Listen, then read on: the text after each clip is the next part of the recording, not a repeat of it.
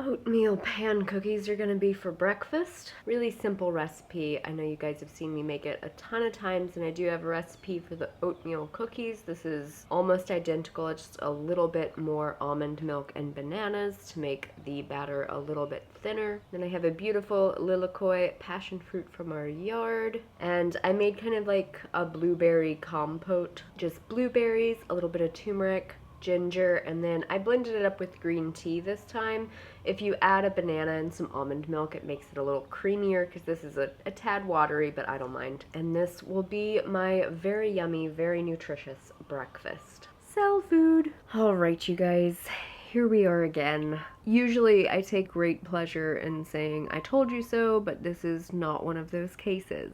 As I'm sure you know by now, it's probably why you're watching this video, a very popular vegan YouTuber, Bonny Rebecca, has decided to give up the vegan diet, citing her health issues and primarily health issues relating to her partner, Tim. Anyway, I got a lot of comments from you guys asking me to talk about what's going on because Bonny's decision to go back to animal products has been disturbing and confusing and unfortunate in general. But I do want to start this discussion by being really clear that the amount of information that we have is severely limited. So it's extremely difficult to know what could be going on. In my experience, generally speaking, in these types of situations, things seem really, really mysterious until like one or two little nuggets of information that someone thinks may or may not even be applicable is discovered, and then suddenly things make more sense. Unfortunately, we don't have access to those nuggets of information. Bonny talked a lot about Tim's experience, but we haven't heard anything from Tim, so we're kind of shooting in the dark. What I will say is that it sounds like they've been having a really, really hard time with their health, and I so empathize with that because I've been in the same boat of just feeling generally like crap and like your whole body is falling apart and you don't know how you're going to be able to manage to be alive long term because you just feel so bad. And getting a lot of contradicting advice, and it feels really confusing and scary. So the primary issue that Bonny was talking about was gut health. So that's going to be mostly what we're talking about during this video. I think it's very important to keep in mind that gut issues can take years or decades to develop. So it can be extremely difficult to identify a causal factor. That said, I also want to reiterate that literally every single expert on the microbiome agrees that including lots of fibrous whole plant foods in the diet is extremely beneficial to gut health. Many people have recovered from chronic gut health issues like inflammatory bowel disease, Crohn's, ulcerative colitis, IBS, SIBO, general dysbiosis. There are many plant-based gastroenterologists and other plant-based medical professionals who regularly alleviate all of their patients' symptoms using a plant-based diet. Hold on, we got some natural lighting going on. All of the research indicates that plant-based diets are extremely good for gut health. What the research doesn't indicate is that extreme plant-based diets, like the one Bonny and Tim started their vegan journey with, or the one I started my vegan journey with, like the 80-10-10, high fruit, high carb, low fat type of diet, there is not research to support that that is effective or good for gut health. Of course, it's based off of raw fruits and vegetables, which are generally speaking great, but I will speak from personal experience that when I switched to a raw vegan, extremely low-fat diet, my digestion radically changed. After several months on that type of diet, I didn't have the stomach acidity. I didn't have, I guess, like the digestive enzyme capacity to digest other foods when I ate them. And when we end up in a position of having low stomach acidity, that leaves us extremely vulnerable to bacterial and parasitic infestation. Because generally speaking, the stomach is supposed to be a very acidic, hostile place. And if it is not adequately hostile, then bacteria that should have been killed can make it into our intestines.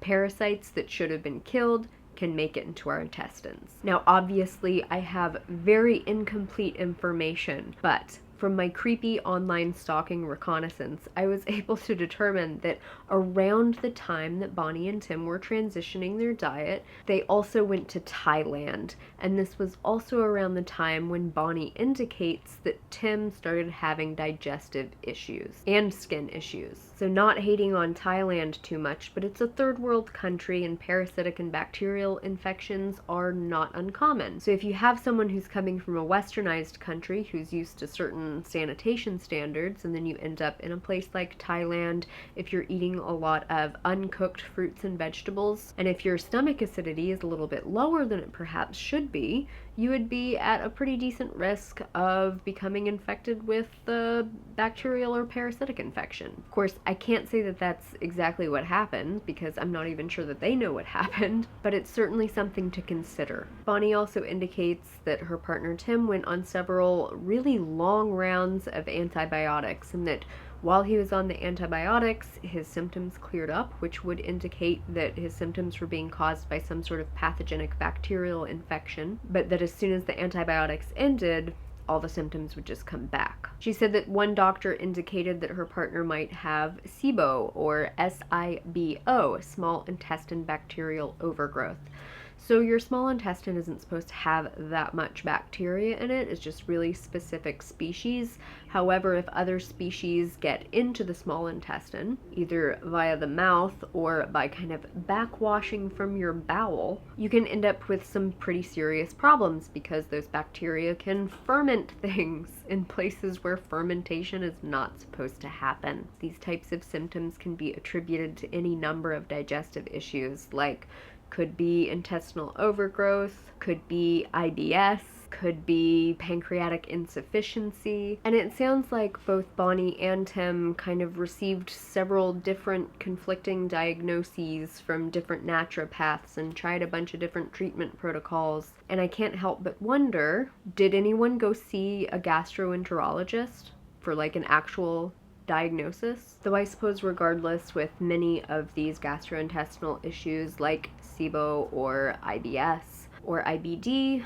treatment protocols kind of overlap. Something that can be really important in this type of situation is doing a really strict elimination diet where you only eat very specific foods that you know agree with your digestive system. And then the person stays on that diet for several months to allow the gut to heal, and then other foods are slowly added back in one at a time with at least a few weeks in between to let the gut adjust. Something like an elimination diet would be really strictly no gluten, no soy, no other known allergens or irritants or foods that cause sensitivities, and no processed sugars. The most strict form of this would be like an elemental diet, which needs to be performed under the supervision of a doctor. And obviously, I don't live Bonny's life, I don't live Tim's life, but I see no evidence of such a diet being performed on Instagram or YouTube. And I'm just in the middle of editing, and I want to make sure that I'm so clear that if someone is really dealing and struggling with chronic gut issues, that when they go on something like an elimination diet, it has to be so strict, and it has to be for a long time. In fact, what I see is a diet that's like maybe 50% pretty decent whole plant foods, and then the other primary part of the diet I saw was like a lot of treat foods and more processed foods. And obviously in what I eat in a day video or Instagram pictures isn't necessarily representative of a total diet, although y'all, I try. But still, I'm just going with the information that I do have available. So in addition to an elimination diet where most everything is removed, some healthcare practitioners advise doing things like adding in digestive enzymes or hydrochloric acid or certain amino acids to help heal the gut. However, the efficacy for these is really mixed. What I would say is really, really, really important, and I didn't hear Bonny mention, was probiotic inoculation. So if there's been a major gut disruption like SIBO or a parasitic infection, food poisoning, anything like that, or antibiotics, re-inoculating with probiotics can be a really good idea. Now, if you're dealing with a chronic, really serious condition like it sounded like Tim was, there's really no legitimate over-the-counter option. You're going to need prescription strength probiotics. You can get those through a doctor. These are very high dose, very potent probiotics. Most healthcare practitioners advise taking them for at least 90 days straight. However, it does appear that some people have to take probiotics indefinitely. It just depends on your gut, the amount of damage that was done, and the amount that you're able to recover. Editing Lily again, I wanted to also stop and interject because I failed to mention that with leaky gut syndrome, the thorough scientific research that has been done on leaky gut has found that, generally speaking, it is a cause of gut dysbiosis, or an overgrowth of harmful bacteria in the gut, and that comes from eating diets that are really rich in animal products, saturated fat, and processed foods, or some sort of pathogenic bacterial infection, like could have been picked up somewhere in Thailand or such, or a parasitic infection, or from just eating a very high-fat diet, since saturated fats are known to loosen the junctions between the cells of the intestines. I have not seen, and I'm not aware of, any legitimate scientific evidence that would suggest that an animal food-based diet or including animal foods in the diet would reverse any of the conditions that would lead to leaky gut syndrome in the first place. So some other issues that I noticed that might have affected Bonny's experience on a vegan diet are things like her general diet. So looking at it from the outside, you might look at what she was eating and be like, gosh, she's eating a bunch of whole plant foods. Like, she eats a diet that's really similar to yours, Lily. What are you saying? But there's some fundamental differences that are likely to cause major issues. One of the fundamental differences would be the amount of leafy greens. Eating enough dark leafy greens changed my experience of veganism, full stop. I primarily get mine from kale, cabbages, spinach, and bok choy. The other dietary addition that I feel like is really important are including enough legumes. Now that might sound kind of counterintuitive for someone who's complaining of digestive distress, and while it is true that the fibers in legumes can be aggravating, ultimately research supports the assertion that legumes are a really important part of a healthy gut microbiome supporting diet. One of the primary keys with legumes is consistency. You don't want to have no legumes for a while and then suddenly pile on a bunch of them, because that is a recipe for messing with your digestive system and making yourself get bloated and gassy. A little bit of legumes every day goes a long way towards balancing out gut bacteria populations that are capable of digesting the fibers that are in those legumes. The other thing that I noticed was the preponderance of tahini. So tahini is a great food. I include it in my meals, certainly. However, there is such a thing as too much. We need variety in our diets, and variety of nuts and seeds is something that's certainly important. Different nuts and seeds have radically different nutrition profiles. If we're only sticking to one type, especially if it's a type like sesame seeds that are very high in omega-6 fatty acids, it can be difficult for us to get enough of the other essential fatty acids. Specifically, I'm talking about omega-3s. And if you don't have a favorable omega-3 to 6 ratio, we're talking like 1:1 or 1:4, you're setting yourself up for major health problems. Sorry, I got a Captain Morgan stand for a minute. The other thing that I noticed is that foods like tahini and almond butter, even things like tofu or really, really well-cooked foods, those types of foods create a lot of AGEs, advanced glycation end products. Now, AGEs are kind of bad news all over the body, but they definitely have a profound effect on our gut health. So when we're talking about a really sustainable, healthful vegan diet, especially for someone who is coming from a background of compromised gut health, there are several different variables to take into consideration. Another one of those would be the protein profile that we're eating. I never did want to say it, but I think a natural vegan was right. We need legumes in our life. But Lily, you're probably saying, what about all of the advice on the internet that's saying like, oh, vegan diets cause gut problems, and oh, the lectins and the phytates and all that crap. A lot of the proposed solutions, things like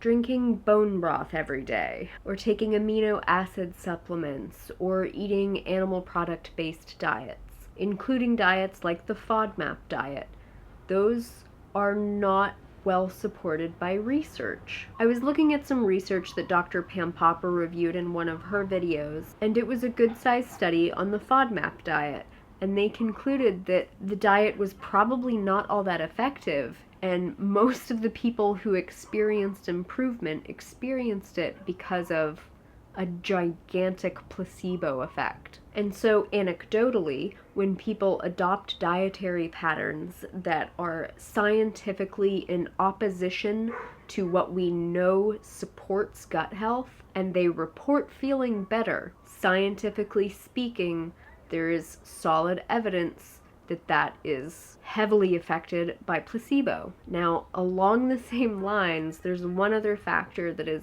absolutely so important to gut health, and that is the state of our nervous system, the state of our limbic system, the overall quality of our thoughts and feelings and beliefs. I know that that sounds kind of woo-woo, but all of this is very well scientifically reported. We know that there is a very strong gut-brain connection. The nervous system, specifically the vagus nerve, controls digestion. If we are hyped up, if we are in a state of fight or flight, or a state of shutdown, we are not digesting, absorbing, and assimilating our nutrients or food properly. A few weeks ago, I mentioned a program called DNRS.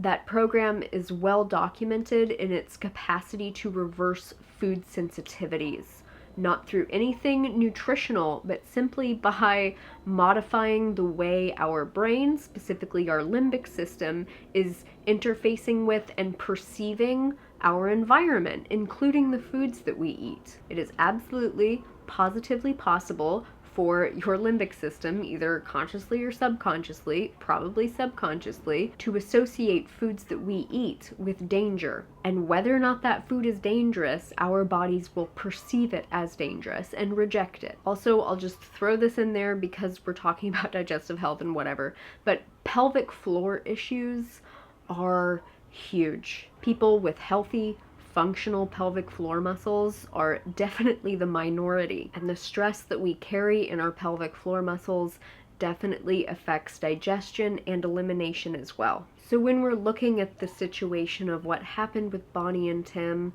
you know, I don't know what happened. I'm not sure they really know what happened. What I do know is that for some of us, and I will include myself in that group, for much of my life, I was not a healthy human being. I took so many antibiotics. My digestion was wrecked by processed food, junk food, meat, dairy. I have been so stressed out from such a young age. My nervous system feels like it was just like shot to shit. I have unresolved traumas. I have negative beliefs about myself, about food, about life. And so there's so much about my mind and my body that needs tweaking for me to be able to thrive. And of course, it is so much easier to really focus on the physical stuff and to really focus on my diet and to say, okay, well, if I eat this exact specific diet, I will be healthy, guaranteed. But unfortunately, for many of us, that is not how it works. And there are other aspects of living that I have to address in order for me to thrive. So obviously, Bonny's video has brought up a lot. We have a lot to think about and chew on and consider, not only for her situation, but for our own situations too. And my hope is that we will all be open-minded and proactive in pursuing the avenues that could have a profound effect on our internal health. Okay, so I suppose that's all that I have to say about that. You guys can feel free to leave questions, comments down below. I will do my best to respond to those as I am able. And I will see you guys for the next meal. Okay, I am dressed, ready, and on the way out the door. Since today is an appointment day, I have packed my lunch. It is pretty much leftovers. I have some spinach, quinoa with some chopped up tomato and red bell pepper, kidney beans, a white sweet potato, and then some sunflower seeds and pumpkin seeds with nutritional yeast on top. Sorry, I'm like running a little bit late, so I'm like, water, gym bag, moisturizer. See ya. Okay. Car spoon, car lunch. It's not especially peaceful. Not my favorite way to eat, but gets the job done. I love plants.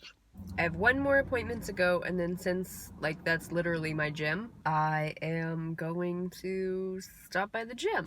Totally obvious that your purse is stashed under the seat. Whatever.